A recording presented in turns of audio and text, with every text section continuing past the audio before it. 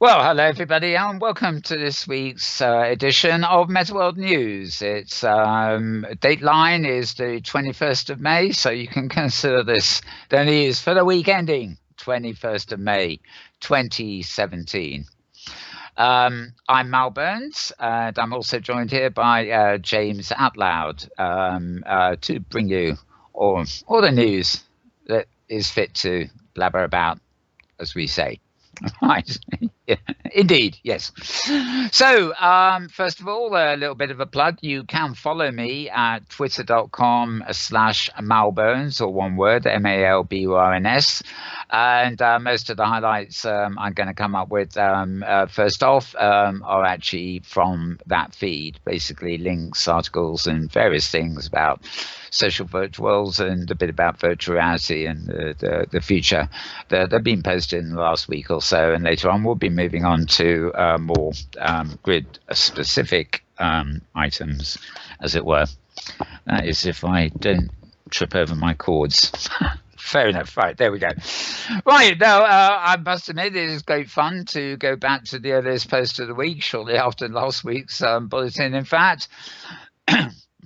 And have a bit of a laugh while we're doing it, because this post from bgr.com is about introducing the most absurd virtual reality headset of them all.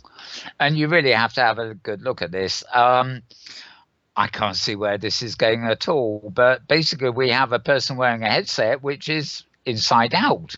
He's got 3 screens on the outside of his headset. And he touches them, and I've got a feeling a person off camera is sticking their hand in and touching them too. Exactly what this is doing, I really can't figure out. But I mean, it's a laugh to just watch the video and see what's going on. I don't know, face display, I think they're calling it. I think the idea is simply that the headset should show something on the outside that shows people looking at you. As much as you can see on the inside. But is this really necessary? Are headsets really necessary for most things? We will see. Anyway, Yep. Yeah, bgr.com is where you'll find that post, introducing the most absurd virtual headset of them all. Right, now TechCrunch also report that Revive, that's RE small and then VIVE in big capitals. Revive is a VR solution for diagnosing ADHD built by high school students. Basically, it's a system that comprises 3 different tests that gauge the user's motor skills, sustained concentration, and reaction time. And it's high school students that produce this. So they were actually on stage at the Disrupt conference, or rather Disrupt Hackathon. Recently, I don't know what date that was. I think it was a couple of weeks ago in New York. But anyway, a worthy venture there, shall we say. Right, moving forward. Okay, 5 days ago, I actually attended this, and I didn't attend it, I watched it live, but a very nice video up from High Fidelity. Basically, this was not so much a High Fidelity event. Philip Rosedale, CEO of High Fidelity, was presenting about the new platform, a presentation at the University of Ottawa Symposium. But he presented from High Fidelity. And it's just fun to look at, because not only is it an interesting talk about the platform, but Philip's avatar, which is very photorealistic these days, is standing there and he's looking out, and where the audience would be, he's actually getting a live feed of the live people he's addressing. And he actually... it's a very good way of showing how the avatar in High Fidelity is obviously in a headset and walking around, can interact with the live audience. You know, he can't actually touch them, but he can walk around and gesture to them. And, you get a real feeling of a presence between the live audience watching his broadcast, as it were, I love that. and him, because he can see all of the people on the camera in front of him and mention them by name as if they were a virtual audience, and good stuff indeed. So that's actually at youtube.com, and it will be you'll find a direct link on my feed, but the channel you want at YouTube is High Fidelity, and they're producing masses of stuff at the moment. Some of it a bit anecdotal and fun stuff. Avatars popping around doing television shows in High Fidelity, much the way the amateur shows happen is Second Life. But there's some pretty serious stuff going on in there too. And definitely showing us as a platform of the future there. Oh yeah, and the expressions of the avatars are fantastic. I really enjoy that. Yes, yeah, it's all good. I mean, the odd thing about High Fidelity, and we were discussing this just yesterday, in fact, I think it was, is they do have a heavy concentration on VR technology, but and obviously it needs to work on a standard 2D screen as well, but their structure is sort of, they seem to plug in and use APIs and things for just about anything coming on the market hardware wise. So you're never quite sure what's happening when you see an animated avatar. They could be wearing a motion capture suit. They could simply be using a VR headset. It may or may not have head tracking. It may or may not have eye tracking. Yeah. And technically, somebody could actually just be animating their face through a webcam. So what you see is almost makes you want to, what you see is what you get. But you almost, the techies out there might be sort of thinking, I wonder if he's using that, or is he using that? Oh yeah, definitely. But I just love avatars looking at what they're talking about or looking to the audience. That's a fantastic achievement, I think. The funniest thing in Philip's thing was where he almost fell over, and I don't think there was anything wrong in RL, like he tripped over a wire or anything, but one of his legs suddenly went up, and for about a minute it was sort of stuck in a position, like as if he was raising a leg to go on a quite high platform and take a leap up, and his foot stayed in that position. He was probably just trying to animate something that didn't quite work. That's funny. But most of the time it was very compelling, very, very like having a real person in front of you in terms of presence. Nice. Well, very close, shall we say. Okay, VRScout.com. This is midweek post. They're announcing that Google is bringing social viewing and avatars to YouTube VR. The general idea seems to be that a lot of people these days are actually going to YouTube, obviously, to watch 360 videos, which is tends to be what they call VR. But with the Daydream platform, which is their sort of Google Cardboard plus XXX thing, they actually want you to be able to watch 360 YouTube videos on television, as it were, at home. And they want to kind of create a kind of social interface by which you could do it. So you won't just be able to choose what's up next, but you'll be able to share the experience with others. Proof possibly that even companies that are going in a different direction realize the value of, what in this case they call social viewing, as opposed to social world. Got another video here. Yes, I have. Oh, yes, Vision 2017. This is a Unity based thing, but not totally. They've posted a lot of videos on their channel at YouTube. The link to this particular one's in my stream, of course. And it was a panel about web VR, which is very close to our remit in the sense that we're principally concerned with social virtual worlds, and web VR is a way that some are lightweight or not so lightweight in some cases worlds can actually be brought on to the web. Hence the name Web VR. It's all to do with HTML5 and WebGL and various technologies that facilitate that. I would add that I went, I may have mentioned this last week. I went to an event over in Space, the sine wave platform, um, which was a book fest, part of a literary Adobe Connect conference that was going on a week or so ago. And I was just messing around in there when Leah Lobo suddenly popped up and said, "Hey, you here?" And I, yes, and hello. And I went over in the public grid of theirs to the event they were hosting. Now, this was actually quite fascinating because they were using Adobe Connect for a like fairly serious involved conference, but they took this room to hold a book fair in space. And what they found was there was, a lot of downtime between events and stuff like that in the Adobe Connect section.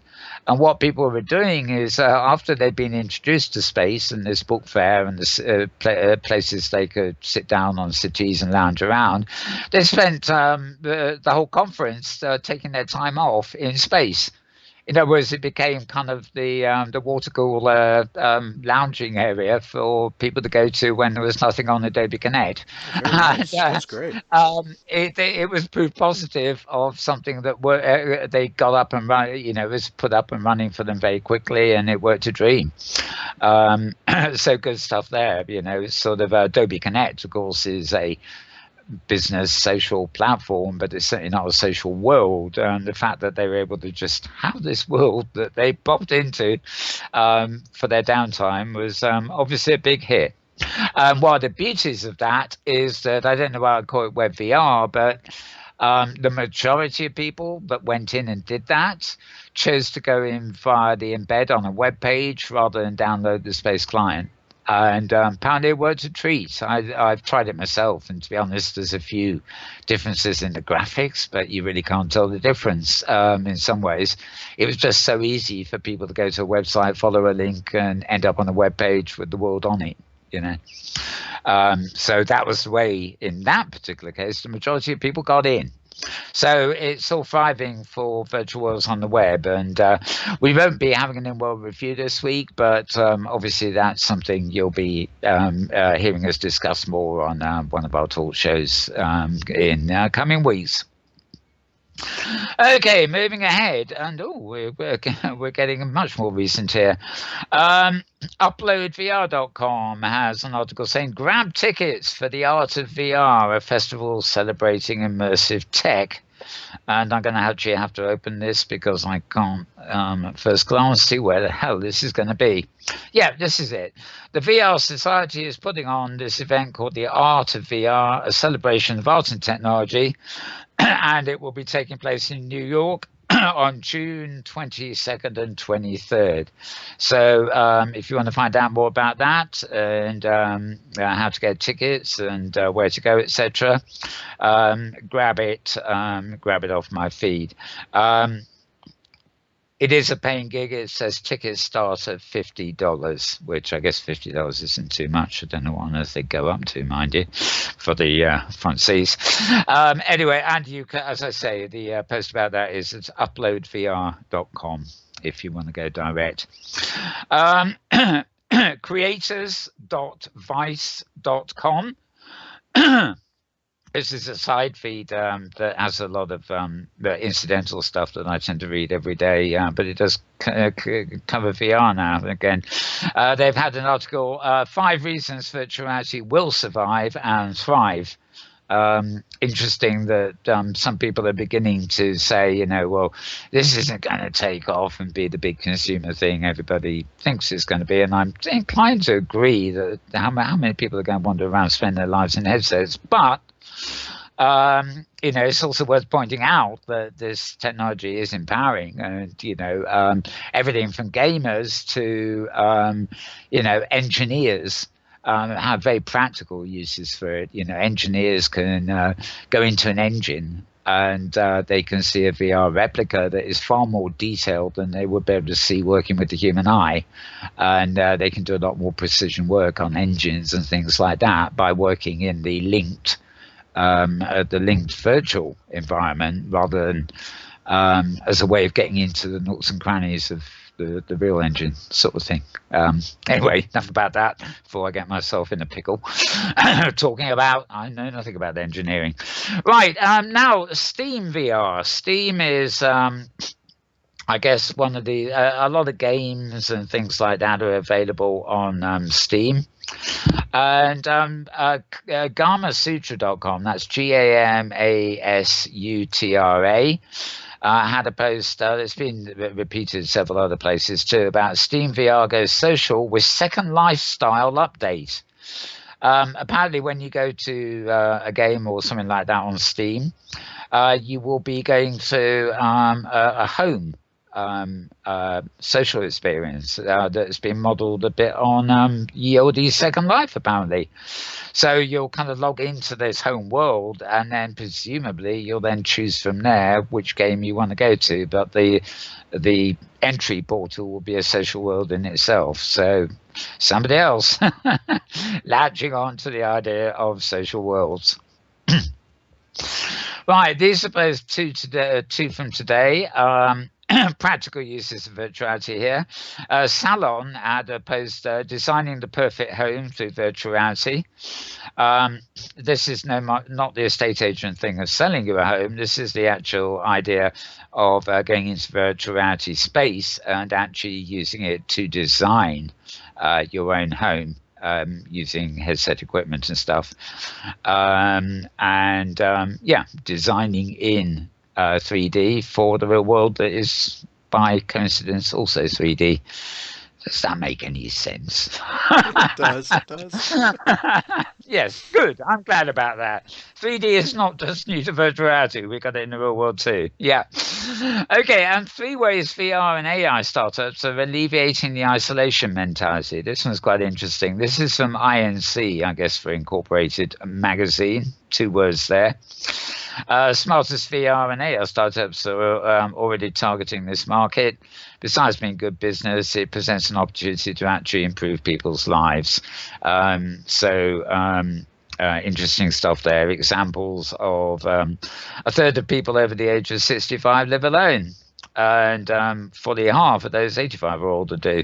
So what's the solution to their loneliness? Stick them in a damned headset. But no, this does have some very serious points that shows a lot of elders thoroughly enjoying themselves and explaining why. Right, so that's the anecdotal kind of VR inverted commas news for the week. I'm now going to move over to my post from what we see, Google Plus. There's a couple here. Yeah, like last week's show. That's good, isn't it? Okay, from Hypergrid Business, of course, Maria Carlos' site, or David Karuki is doing all the posts there at the moment. Neverworld, which is a hypergrid-enabled grid, has opened a hypergrid fashion center. Basically, they've put up yet another shop, but presumably trying to put all the fashion stuff in all one place. Probably a good idea, this sort of thing. I'll tell you why, jumping around the hypergrid a lot, if you want to search for clothes and things like that, or gadgets, you increasingly find same old shops here, there, and everywhere where you can get stuff, and there's not much difference between them. But also, a lot of them are all clustered with this, that, and the other. Whereas if you really are searching for example clothes, then maybe going to a shopping area like on the Neverworld grid here, which is particularly devoted to fashion, will be a better option than just jumping to the nearest general purpose shopping center you come across. Okay, and Hyperica.com, it used to be a Hypergrid Business sister site, but is now run by Outworlds, and Fred, his second name I can never remember, Fred Buchhausen or something. Yeah, yep. Beckett, yeah, exactly. He's got an entry there for a new private OpenSim grid run by a chap called James Hartman, or rather that's his avatar. And commercial shopping center, places to rent, product sales via Globit. Apparently, however, it's called Origins, by the way, but apparently it's described as private, non-hypergrid enabled. which is puzzling. It sounds like it's going for the self-contained market, and there's okay having lots of shops, but you've got to have a lot of people in there, and if they can't hypergrid in, that might not be a good strategy these days. But anyway, that's a new grid called Origins. And finally, yes, I've got Metaworld News' stream, which is probably much the same thing. And a couple of things here. Yeah, Hypergrid Safari happened, of course, last Wednesday. And if you go to hgsafari.blogspot.com, you can read all about last week's. I unfortunately missed it because a lot of my heavy-duty virtual world kit was down, although it's now new kit has arrived. Title, Safari Does Stuff. What a great headline, eh? Safari does stuff. One of the most imaginative headlines they've come up with today, I think. Right, and Hypergrid Business again. David Karuki reports that now regular viewers of the news, and particularly Inworld Review, where we used to have the news, are probably going to be in hysterics about this. But Aviworlds is back.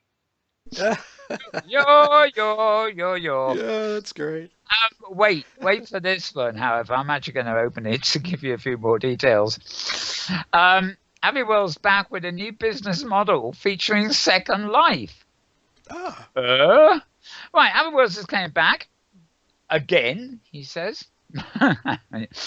With a brand new business model and a brand new technology partner. Since early 2011, owner Alessandro Poposelli has experimented with being the most expensive grid, offering land for way down to offering land for free. He tried to have the grid hosted with Dreamland Metaverse, then with Zenimax, then with Kitely, and more recently with DigiWorld. He is trying to run the grid from his garage. That experiment ended with a catastrophic power surge, and he has turned hypergrid connectivity off, and then on, and then off, and then on several times. He has changed the grid's name from AV Worlds to Avi Worlds. Last year, he rolled out the AviLives brand, an umbrella name for his grid, and his short-lived hosting company. Domain names have changed, and so have social media accounts. Poposelli has also burnt through several partners, and the breakups typically ended with a great deal of public area ending of dirty laundry and threats of legal action, usually on all sides. But he keeps coming back, and is somehow able to attract new residents, new customers, and new business partners. His new business partner is Davide Costa, who's also known as Johnny Button in World.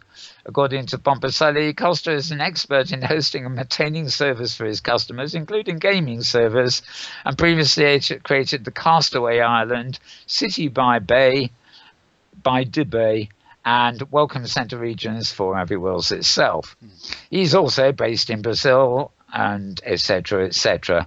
I'm not going to read out this whole darn thing. This time around, the key ingredient is going to be Second Life, despite the fact that Second Life has been hemorrhaging users and regions for years. That's exactly why, Poposelli said when asked why he was heading into Second Life. It's like when the stock market is down, it's the best time to buy. Avi Labs will promote OpenSim right from the whale's gut. The new Second Life Embassy, yet another one, we already have one, thank you, from Safari, is already open on the Avi Labs region. A second region, Beach Bums, offers land parcel rentals. Both regions are live, and since Second Life is not hypergrid enabled, visitors will need to create a Second Life account to use it to get in if they don't already have one. Anyway, that's the gist of it. If you want a region with Avi Labs in Second Life, well, good luck to you. It's obviously Second Life, so it's expensive, and the Post does actually then compare that cost with an actual OpenSim region, and yeah, it doesn't make sense, does it, folks? Anyway, that is the yo-yo bounces. and continues to bounce, I think, is the general gist of it. Okay, now that does seem to be it. So I did have a few other things I wanted to mention, and typically I'm going to resort to my memory. But before I do that, I'm going to hand the mic over to James here for the latest developers news, basically. So James, take it away. Yeah, glad to, Mel. It's a very good week at the developers meeting again. A lot of people there. I mean, when I say a lot, I'm talking 13, 14 people attended. And this again, for people who aren't aware, this is the office hours of the OpenSim developers. They meet on the OpenSim grid on every Tuesday, and like the previous two meetings that I've been to, this has very much been a working meeting. This actually, I arrived to the meeting a little bit late, but they were talking about how to update the wiki. There's a wiki that is the code reference and the command reference and scripting reference, and that is something that desperately needs to be updated. But it's a daunting task, and there were some people speaking up about possibly jumping into that, which was just really great news, for the users and developers. There was some more work talking about testing permissions, and one of the developers had written something that seemed like a test utility looking for support for JSON, which is JSON, is a assistive programmatic tool for web pages and internet activity. So it's really fascinating, the work that's going on during the sessions. And then a little more discussion about physics, which is always a good topic. And then also someone was asking for pathfinding functions, and I'm not really familiar with what those are, but the conversation was interesting because it said we need pathfinding like SL, and and the reaction was not really positive. So like SL, it's funny. They always want something like SL. Like SL, right? It, guys. Yep. But very, just again, great energy that's growing around the OpenSim development in those meetings. So glad to report that. Sure. Yeah. Okay, before I do anything else, I'm just going to give another plug for Hypergrid Safari, because on Wednesday, May 24th, which is this coming Wednesday, meeting at noon, presumably on Franco Grid. You want the region called HG Safari, gosh golly. And they will be celebrating their third anniversary. And basically the Safari comes, it will be I've got an IM here from Thursday sending something about sending me a special invitation, but I don't think you need a special invitation to attend Safari. But I do get the impression it's going to be a bit of a party rather than an actual Safari, if you see what I mean. That's going to be this coming Wednesday. Amazing to think that we've been running that thing, or Thursday particularly, of course, has been running that thing for 3 whole years. That's great. Yep. Almost every week, with an average of 3 destinations a week. That's what is that? Nearly no, it's not 1,000 weeks, is it? 150 weeks times 3 destinations. Yeah, it must be more than 500 grids by now, or something like that. 500 visits, right? Yeah, by a few repeat visits. Yeah, indeed. So the adventure continues. It sure does. I love it. After the party on Wednesday. Right. Now, I also have a bit of news, which is kind of anecdotal news. I've on I think it was Friday, or was it yesterday? I really can't remember.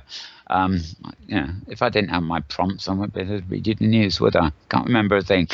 No, seriously, I went on to OS Grid, which of course is the main developers grid, and that had been chosen for holding a meeting. Now, it was actually a meeting of the military grid, Moses. Obviously, they've been having Moses is currently down, although I think it will be up again shortly. But it's there is a big reason for all this. Basically, the current people running Moses are to a certain extent stepping down. The lead guy is leaving the army, for example. And basically, an avatar called Delightful Dowaggle. Oh, what a lovely name, eh? Her real name is Yes.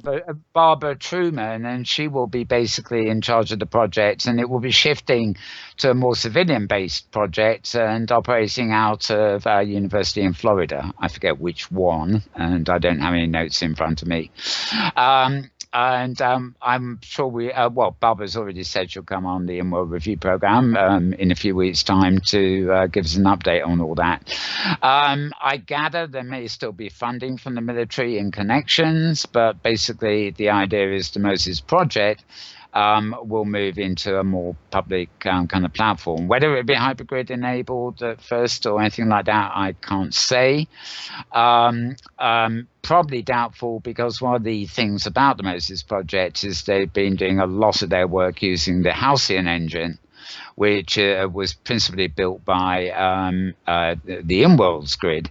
And the Halcyon grids are not compatible with the hypergrid, at least not at this point. And I think the hypergrid would have to develop a long way before it became compatible.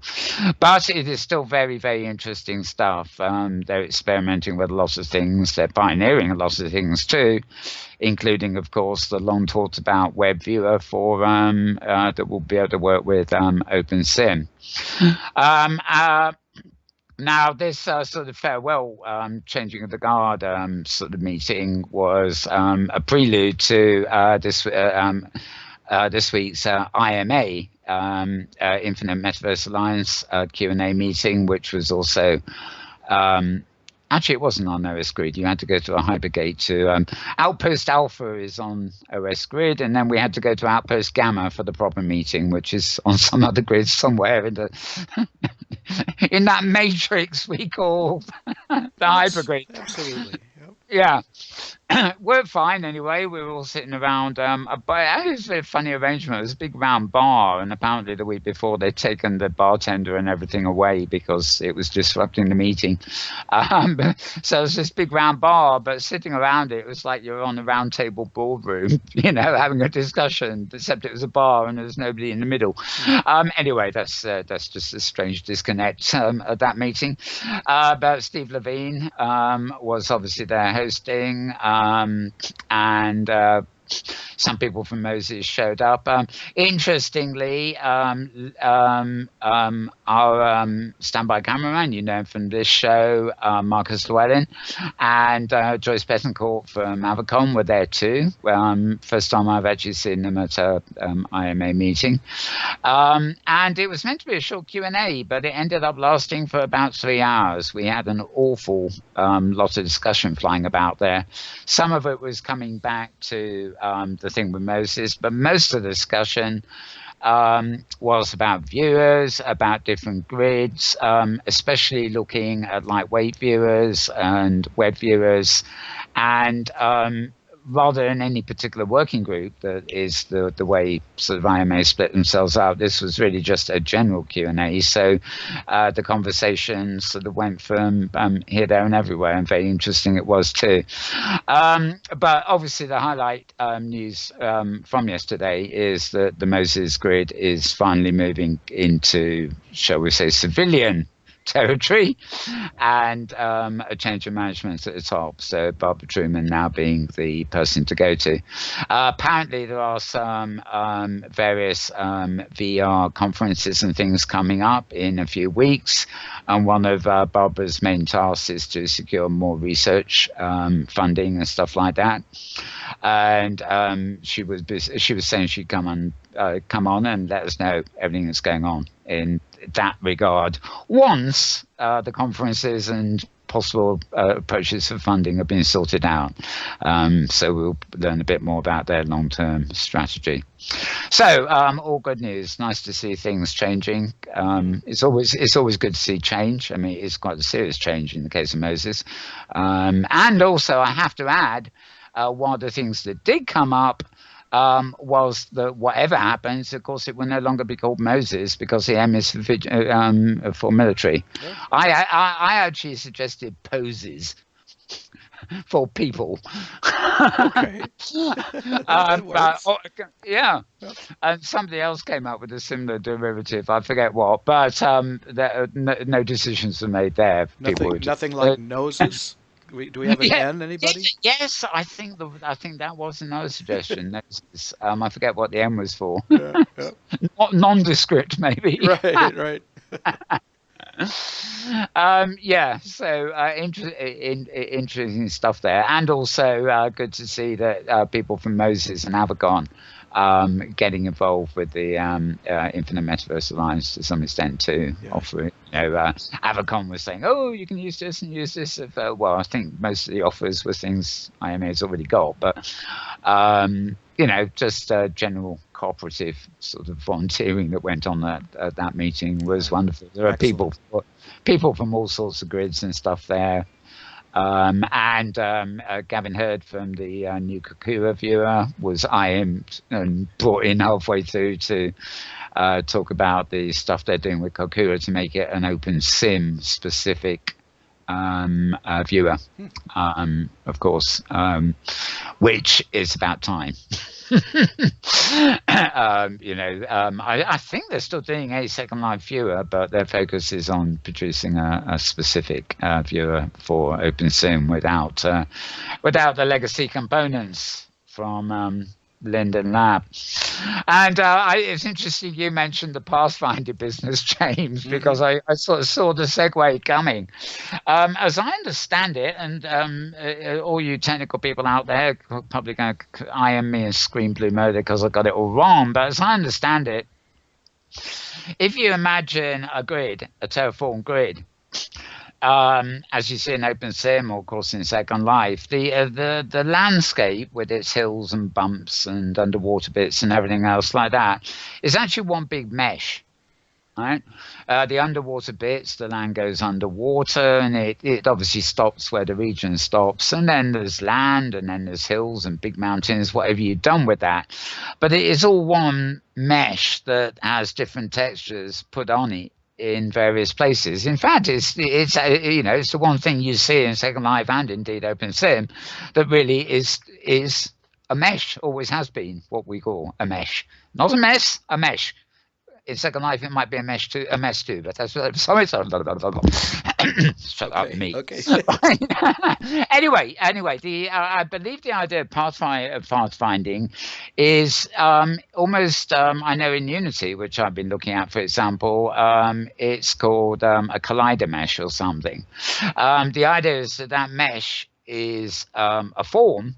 But then on top of it, it has a collision mesh, which means you don't fall through it. It basically provides the ground, the physics side of it that stops you falling through the actual mesh. And obviously the collision mesh is exactly the same contours as the mesh itself with its textures and whatever. So you don't fall through the ground, and indeed when you walk up a hill, you go up the hill, and the only time you do go through the ground is when you walk into water, because you're just going underwater instead of underground. You get me? Well, I gather the idea of pathfinding is that you can actually code pathways onto that mesh, the mesh that is the terraform. And so in the case of Linden Labs, I think the idea was you could build complex games by coding routes and behaviors onto the surface of the ground so that people would follow particular paths, as in pathfinding. Now, I may be wrong about all of this, and it's so long since I actually looked at it that I'm almost certainly wrong in many ways. But it hasn't actually been a great hit. It's been around in Second Life now for possibly 3 years or more. And it's used, but when they introduced it, it was, all the trumpets blaring. But I gather it's not really been actively pursued by too many residents. It may just be an example of something that's a bit more complex than resing prims and doing the stuff people do in Second Life as average users. I'd actually be interested to hear from anybody who has been working with pathfinding technology quite a lot. My understanding is that there are enough similarities between the way terrain is rendered and stuff in OpenSim grids that some kind of pathfinding could probably be introduced, whether it is based on Linden's code or preferably done with some completely different code. I don't know, but I think it is something that could be brought in. Whether it's worth doing all the work bringing something like that in, when in fact the energy available amongst developers might be best directed at some of the more urgent things, rather than bringing pathfinding in and just making another issue, and another level of complexity in the main system. But we will see. But quick shout out to anybody out there who knows about pathfinding. If you want to come on our show and talk about it a little bit, whether you're from Second Life or from OpenSim or wherever, do feel free to do so. Get in touch, that is. Okay, I have a nagging feeling that was another bit of news, but it's another bit of news that has disappeared from the short-term memory and obviously disappeared into long-term storage. So I cannot recapture it at this moment. Such are the limitations of my humanoid RAM. Right. So I'm going to round off. We will be back with another roundup, same time, same place next week. And thank you to James, of course, for Developers News. Yes. Glad to help. Yeah. Yep. Okay. And we'll see you then. Bye for now.